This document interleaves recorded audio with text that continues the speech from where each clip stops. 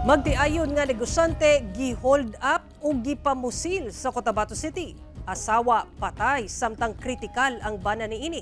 Kapulisan doon na person of interest sa maong krimen. Ani ang dugang detalye.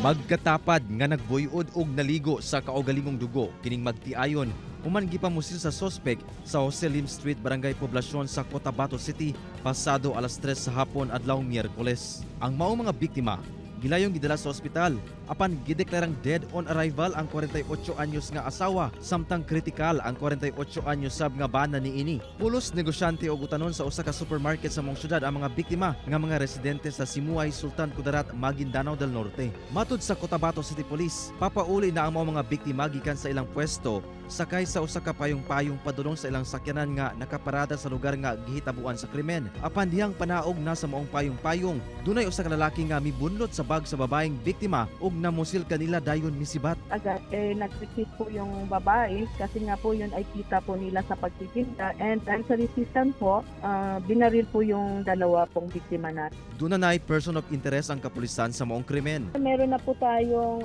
person of interest but needed to deeper investigation para ma-identify po yung person na yun and the full detail related sa suspect. Ginasulayan pa sa GMA Regional TV1 Mindanao nga makuha anong pahayag ang kabanay sa mga biktima. Kauban si Gary Balantay ug Bong Vicencio, Efren Mamak.